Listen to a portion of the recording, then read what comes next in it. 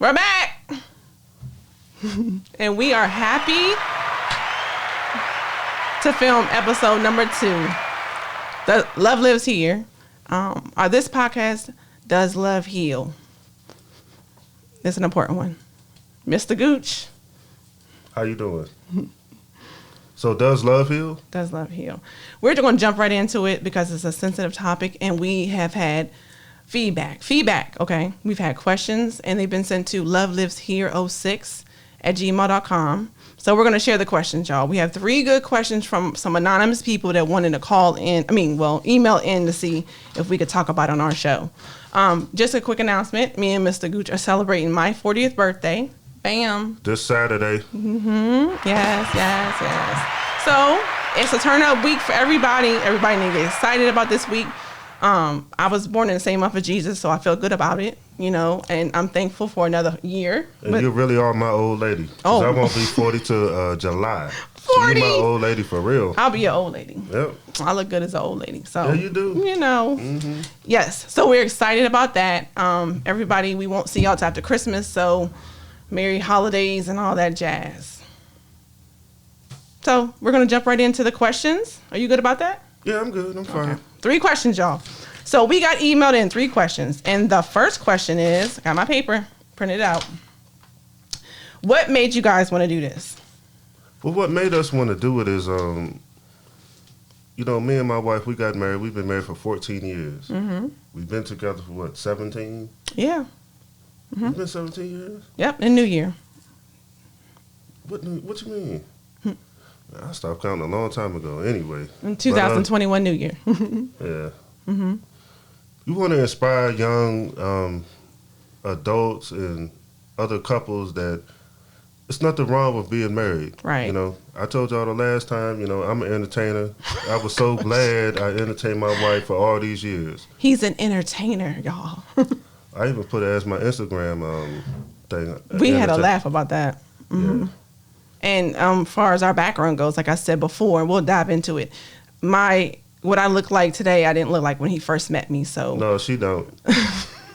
So meaning I've grown as a woman, and I think that the obstacles we pass through and learn from, I definitely want to share back. So that's the main reason why we do it, to help people, give them a platform to understand. To know that you can be married. There's nothing wrong with being married. Right. I love being married. You know, I love my wife. There's nothing wrong with it. Maybe we could spread it around a little bit. Let some other people feel that way. Yeah. Yeah. But people don't want to listen. They want to do them and be selfish, and basically that's what it's all about. That's true. We're going to go to question number 2 because that kind of leads into it. How can you bring back love in your relationship on the verge of ending? This is an anonymous person. They didn't want to share their identity, and I respect that. I was like, man. Yeah, we looked at that question, y'all, and we were like, that's a good one. It really is. But I would say first, give them that option. Have a sit down and say, well, how are you feeling about this? Are we rocking? Are we not? You're not feeling me? Or... Are you rocking me? Are you feeling me? I think they need to have a conversation as to what do you want to do? Do you want to make this work or not? Yeah, because if you did, you would ask those questions. Mm-hmm. We know the person who emailed us in wants to make it work, or they wouldn't take that time out to even ask the question. It's the other person. Yeah.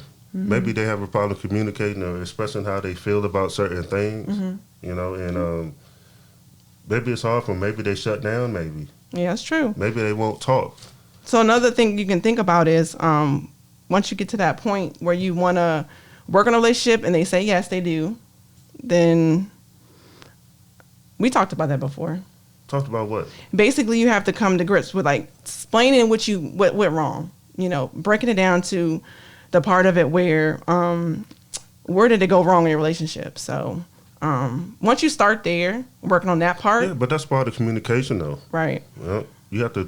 Yeah, we came up with some ideas, y'all. So if you're having a problem communicating, dun dun dun dun dun, he said, what'd you say? Put all the cards on the table. Write a letter is what he said. And put all the cards on the table, too. Right. So he was saying write a letter, and if you having a problem figuring out where to put it in a spot where they're going to have to see it. So write a letter, put everything on the table, and say, this is how I feel about it. Put it in their lunchbox if you pack their lunch or they have to go to work. Put it on the driver's seat of their car. Put it in somewhere where you know they're going to find a letter and they have to read it because they nosy. We all know.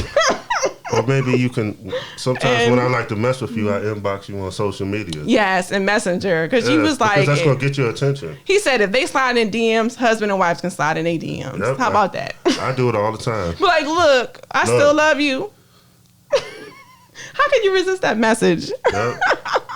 When you going to be like, well, damn, you went through all that and I still love you too. Or maybe they won't, but it's worth a try. We give y'all advice, y'all, but it's real, okay? So we just suggest have a conversation. Try to make it to the point where if you can't communicate, write it down, type it up, send a note. A long text message. A long text messenger. Story.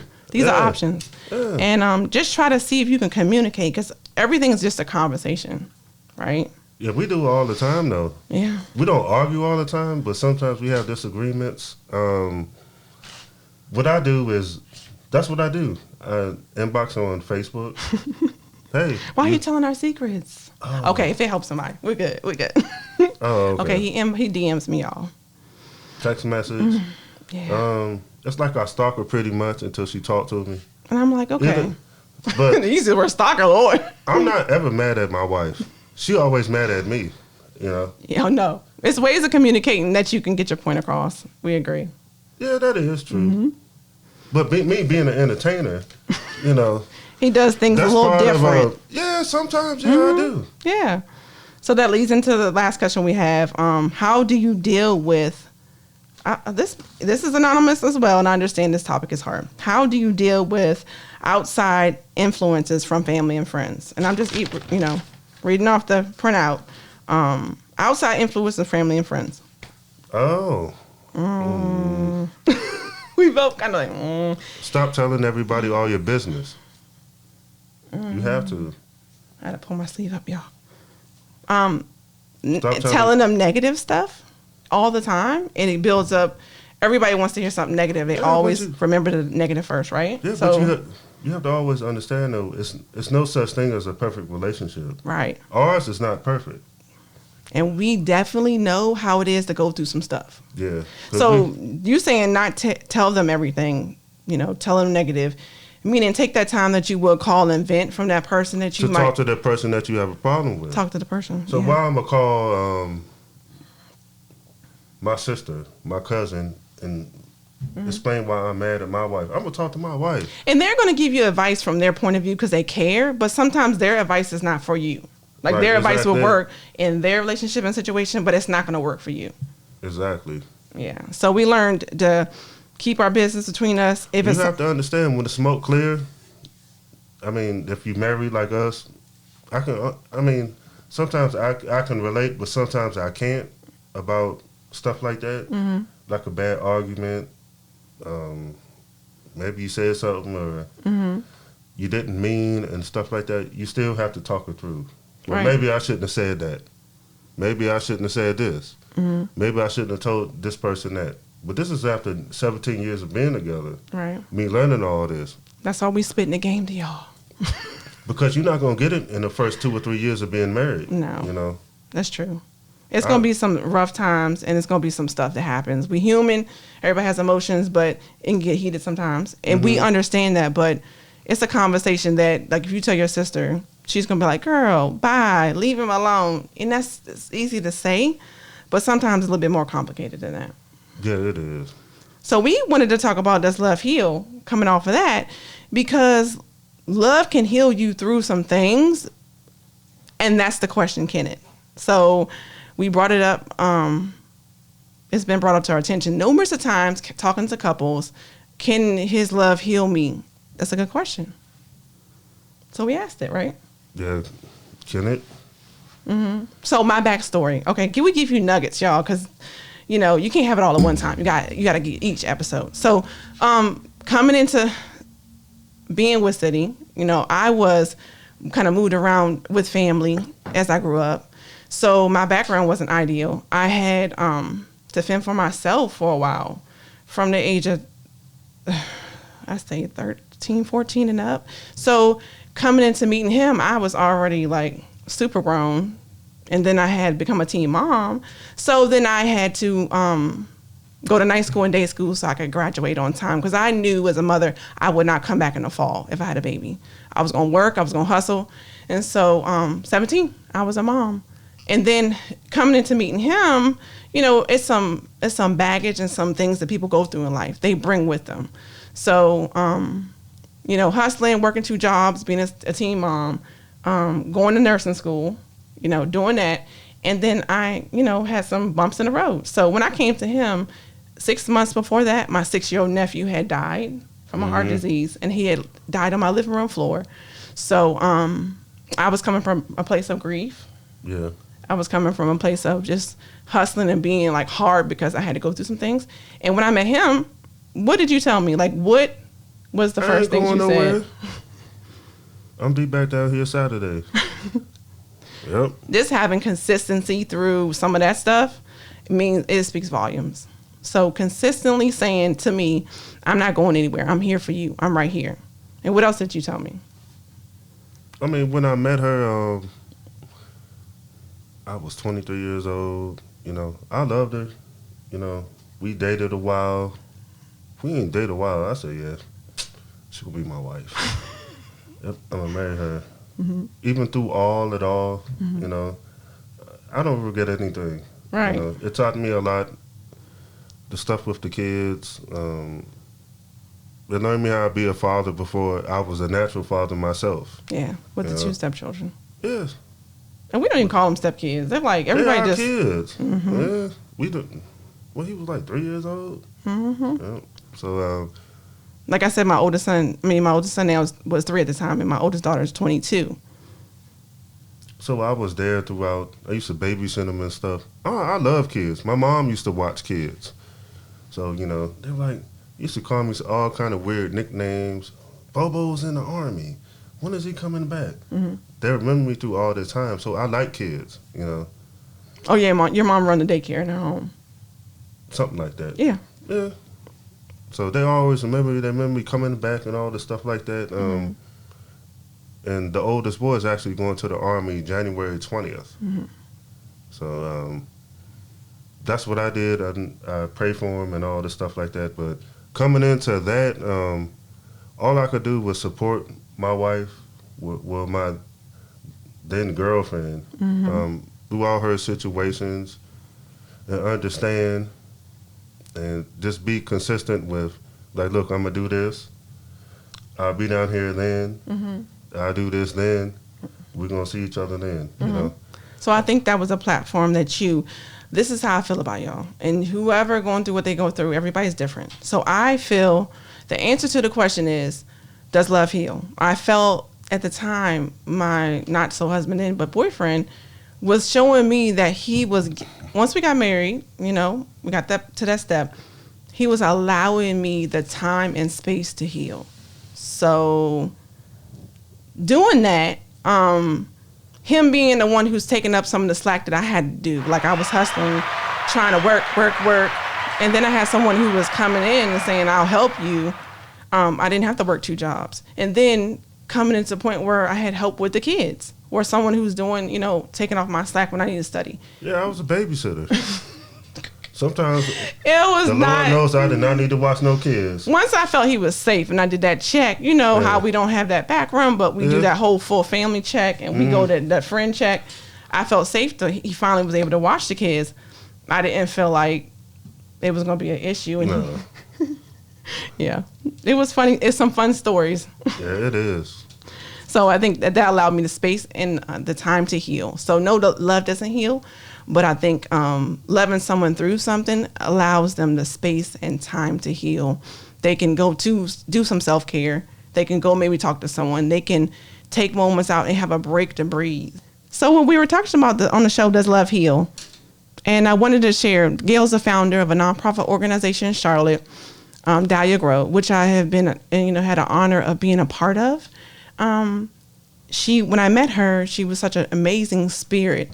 And so I was volunteering with Gail, with the ladies in her program. Her program helps women who have been through some traumatic experiences like sexual abuse, sexual trauma. sex trafficking. So it's a very sensitive subject. So it takes a special person like Gail to do the work that she does. She's calling in to share because some of our experiences with the women have been stories of they trying to have some healing through not some good positive situations. Okay, Gail, can you hear me? Okay, so can you share some about some of the stories that we've had and the women we deal with in the program? Well, the women that have come to Dahlia Grove are all searching for love, usually in the wrong places. And I think that grows out of their having childhood traumas, such as early molestations or sexual assault at early ages, which creates this insatiable need for them to be loved. And then they look for that in a man, and before they know it, they're in a situation that they weren't prepared for and that they can't get out of. So we at Dahlia Grove try to teach them that the love that heals is when you learn to love yourself, when you learn to experience the love of your Creator, and when you learn to experience the love of a sisterhood and a community that believes in you and encourages you and wants to empower you to succeed. Right. And that's why you base the program off of love, just coming in and pouring into these women. You've been doing it for so long. And people need to hear the story of like how it got to that point. We don't always know the answers, but Gail can share numerous of stories where they were seeking something and it was substituting some trauma or something they've been through. Well, a lot of their stories are tragic and not to give a lot of detail, but some of them, are trafficked by their own parents. And so they have complex traumas, and then they seek to fill that with the love of a man. And then, they even feel empowerment to some extent in working in the sex industry to be able to get that money from a man. And it becomes an addiction itself, that they have the power to extract the money from a man using their sexuality or their femininity. And it almost becomes an addiction itself, where they will go back to that situation. Sometimes when they leave the program, they go back because they miss that rush of feeling that empowerment and that feeling of love for that small moment, even though they may suffer beatings or drug addictions or all those other things as a result of it. Right. We've definitely seen a lot of that within our program. Mm-hmm. Mm-hmm. And important right now is more than ever so important about seeking out and finding a program that pours into something that resonates with you. Mm-hmm. Dahlia Grove does that as far as bringing that love back into women's lives that may not have had it before. Right. Is there anything else you want to share about the program before we jump off? Just a most recent story that makes it all worthwhile. We had our Christmas brunch on Sunday, and one of the women in the program, when we were giving her gifts, just broke down and cried and said, "I've never known Christmas. I've never had a Christmas, and I've never had a family." And that's when it makes me realize that what we do matters, that for the first time in their life, they're experiencing the love of a family, the love of a holiday season.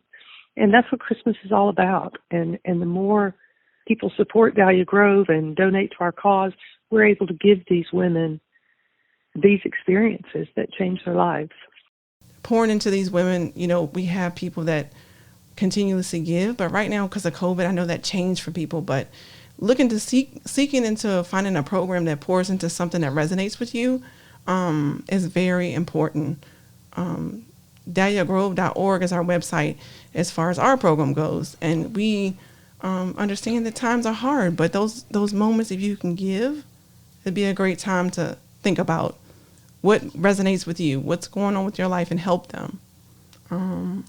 Gail, I want to thank you for calling in and just giving some of your insight, being a founder of a nonprofit. Thank you, Gail. We appreciate your time, and hopefully you guys check out our website, DahliaGrove.org.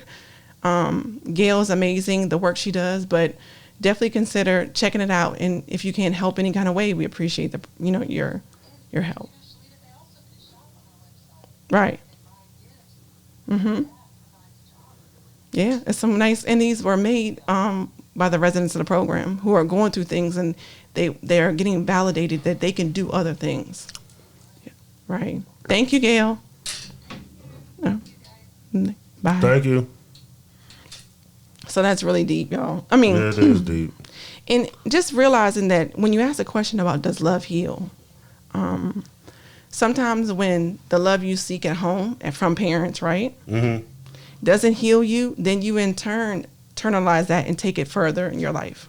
So that's important. It is a good topic. It's a sticky one. Yeah, that's why it's important for me to stay involved in my daughter's life. You know, I mess with my daughters all the time. That's true, y'all. I was off today. You know, I just pick with them. I pick with them, try to pick their brain and try to make it, you know. So the girls asked them. That's the questions of the night. This is what I hear at work. I get a phone call. He says, you didn't know they mean to tell me that they said, don't you have somewhere to go? Yeah, that's what they told me. He was One like, night I was tired. Well, it was just Saturday night. Yeah. I was tired. You know, I worked a whole bunch of hours. I started messing with my daughters. Started asking them questions, just picking with them. Not nothing, you know, just out of love. You know, I love my daughters. Y'all need to do it. Yeah, you have to be involved. It's the hottest thing going. Picking with your kids. Yeah, picking with them because they mess with you all the time. Oh my God! I'm telling you, if you have more than 2 children, you're not right. Yeah. I'm telling you, you're not. I'll be looking right at one and be talking about the other one, you know? And calling her the other one's name. Yeah, and they get mad about it. Yeah, so but you said, Daddy, what's wrong with you? Why don't you go to sleep?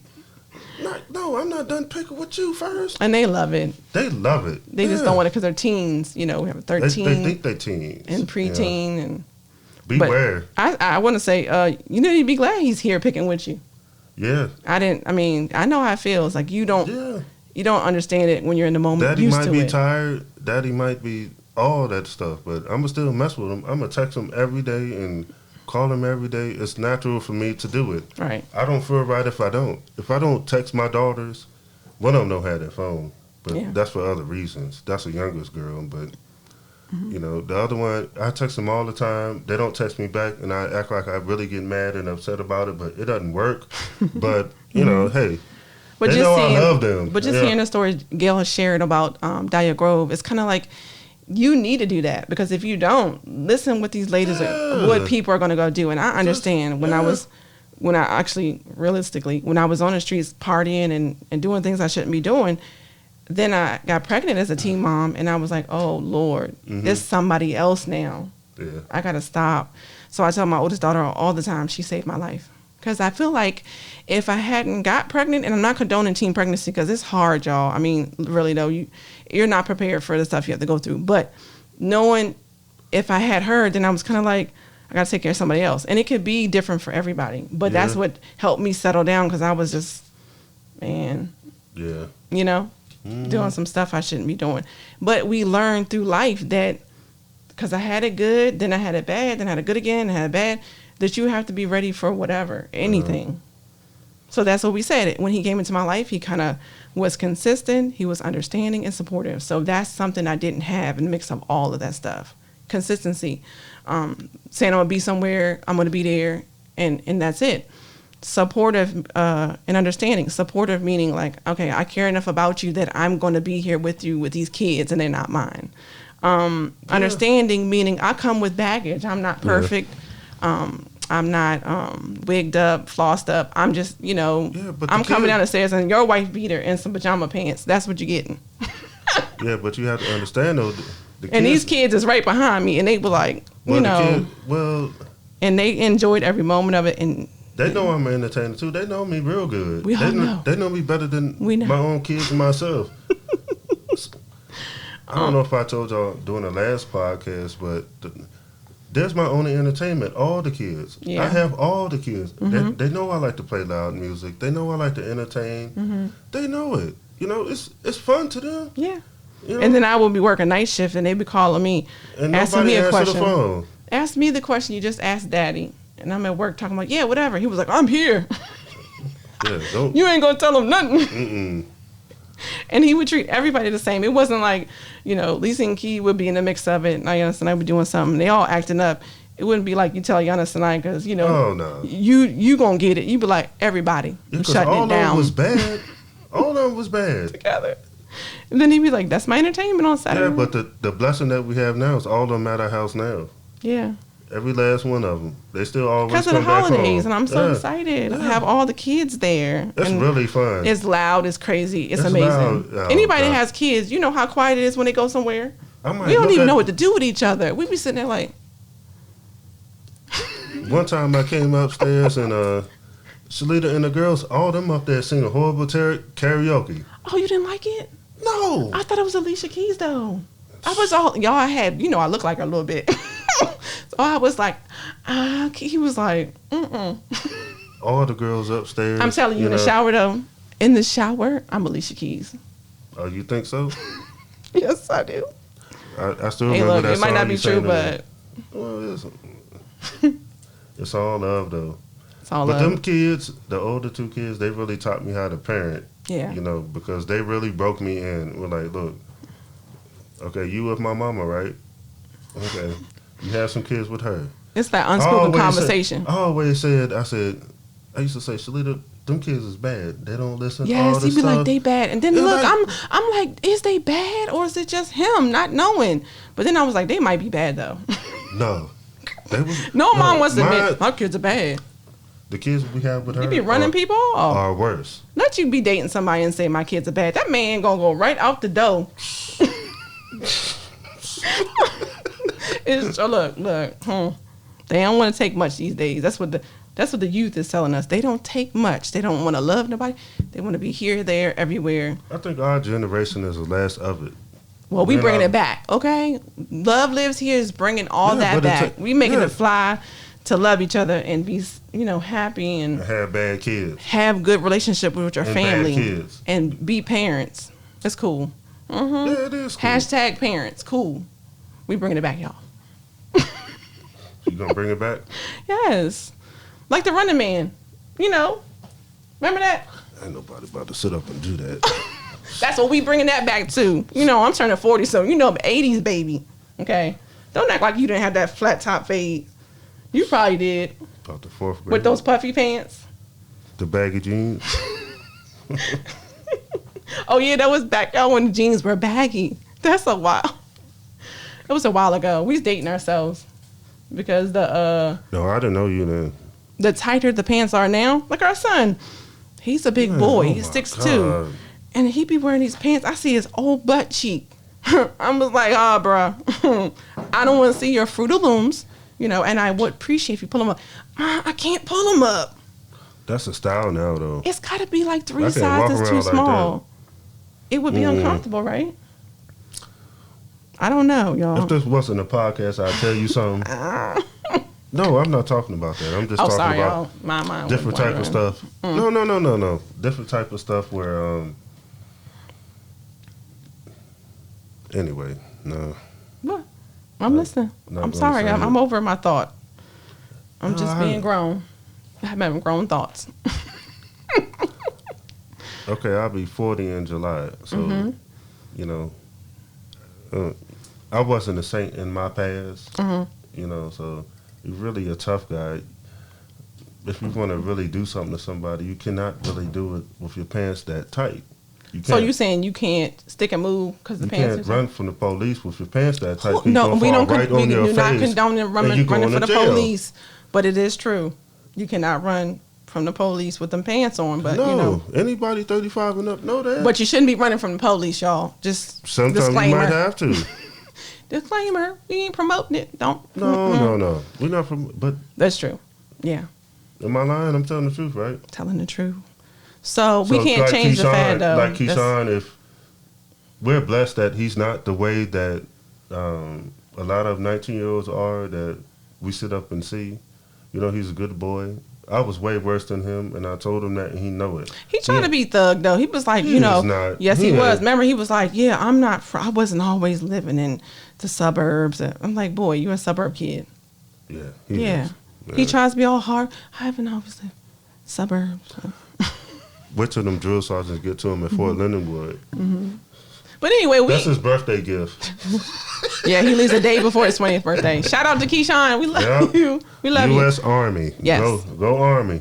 And so bringing this whole topic up as we go back to it, it's kind of like it's a little bit of difference. But that's the one I opinions. raised from when he was 3 years old. Right. When I met Shalita, I had just got out of the Army maybe like a year ago. So before I met her. I think the love allowed all of us to heal through that situation. Yeah. So that's true. So having Gail on the podcast just kind of confirms some of the things as parents, how it's so important to like be in your kid's life. Being a father with daughters, it's really important for me to explain to them how I'm there for them. Right.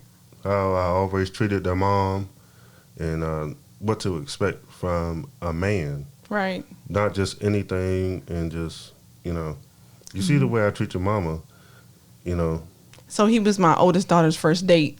So yeah. She was, on a date. He had her said, dress up. I'm going to take you out. I said, you be ready by this time. Day. Come on, let's go. I'm gonna dress she up. was so nervous. We went to BJ's Steakhouse and ate steak. Listen, he gonna tell her you so much cheaper than your mom. Yeah, you are, because your mama like to order drinks and stuff. Oh, why you telling my business? Yeah, she did. Okay. That was really fun. I was glad I was there for that. He knows I'm gonna get a drink, I'm gonna get an appetizer, and I might not eat all that, and I'm gonna get a whole meal. And take half of it home. Because we're not going out too often, so I'm gonna do it. How old was she? No. She was about what, 16, 17? 16, and she dressed up. He took her out, and he said, if a man can't do enough at least, then you don't need to deal with him. Mm-mm. So I got my own car. He opened the door for her. Opened the door. He still opened his door for me. Yeah, open the door for everything. Chivalry's not dead, y'all. Okay, open them doors up. Ladies gonna be like, I ain't never heard of that. Yeah, but she's 22. These young girls ain't heard of that. She's open the door 22. up. They might be like, ooh. Yeah, but she's 22. Them dudes ain't doing that now. They need to do it. So he took her out. She had a great time. She was nervous at first, and then they started chit-chatting. So now she tells him stuff sometimes she won't even tell me. Yeah, she does. I'm like, wow. Like, you didn't know she didn't tell you that? I'm like, look, y'all. Yeah, it's funny. So that's something as fathers they should do. Take their daughters out. Yeah, but I've also been around for a long time, too. And And she enjoyed it. I was like, you ain't never been on a date? I said, watch this. I'm going to take you on a date. I got my car. I cleaned it up real nice. Opened the door for it. Was a gentleman. I paid for everything, Yeah. How old was she, like 16, 17 years old? Yeah. And then just everything, kind of setting the standard of what to expect. She always remember that, though. Right. I was thinking, if somebody can't do this for you, then they don't deserve your time. And I think it's important. Like when you setting a standard in your kids, you should think higher. Like don't just be mediocre and just be like whatever you can get or whatever it is. Yeah. He's telling her a man can't do this, then what do you? If your daddy's doing this, then you should be able to at least come to this point. Yeah, because when it's twice as much on your mama than you, because she ain't get nothing to drink. She just got like a basic meal. Hey. Even with the other girls too. All three of them. I tell them eat. Eat. Yep. You better eat. So that's funny, but it's Gail was saying before that if people are missing something, like when they have some serious stuff going on at home, it does affect them. They're seeking something. People are trying to find something, whatever it is they don't have. It's something missing. Right. Yeah. Sometimes it's with family. Sometimes it's with friends. With a dad, it's a real important relationship. Right. With dad and daughters. And it's real. Either you can be too much, or you can just be not there. I'd rather be too much, because I know I'm too much. Right. Right. Whoa. You can tell me that. He's too much. Yeah, I'm too much. It keeps me entertained. Yep. I'm always laughing at this man. So did we hopefully answer your question, does love heal? Because that's what we've been seeing, different versions of it. Can you heal you through pain? So we've gone through the three things that does love heal you through. But it's kind of like one of those things where it depends on the person. It depends on the situation. It depends on where you are in your life at the time. Do you agree? Yes, I agree. Yeah, so it's kind of like whatever situation you're in, just take your time, communicate, and just try to find outlets to keep yourself and have self-care, because that's so important. Like I was saying earlier, with him allowing me the space and time to heal, then I was able to give myself that time and space to heal myself with love. So we want to thank all of our people helping us for Slate Productions. We want to thank y'all, give you a shout out for all of the studio time and professionalism. Yes. We appreciate it. And we want to thank our audience for emailing us in at loveliveshere06@gmail.com. Because if it wasn't for y'all and your feedback and your love, we definitely couldn't do this, in here or want to. Right, exactly. I think that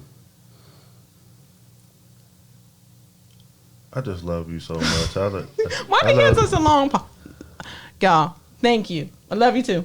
I love you too. And that's why we're doing this, so somebody else don't miss on the opportunities to have love. It's not perfect. It's not rap perfect.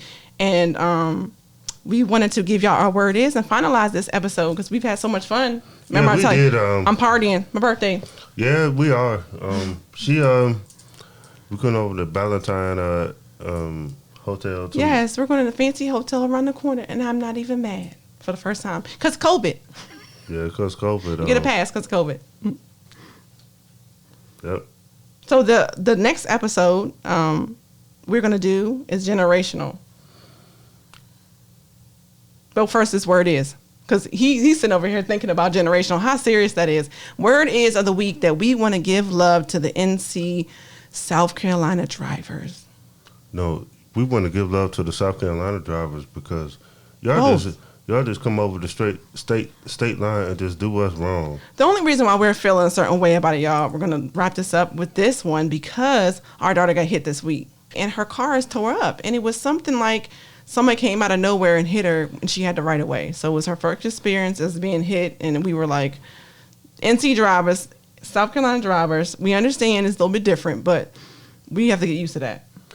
Yeah, if you coming from anywhere up north, them South Carolina drivers in South Carolina. No offense. No offense. It's just one of those things that offend nobody, but they can't drive at all. They cut you straight off. Yeah. So we thank you for the next episode, generational. What did we say? You have to share the next episode. They try to be like bully drivers and try to. Oh, we still talking about driving. We talking about the next episode. Oh, our next episode. The generational what? No, what? Generational. We said what? Generational roles.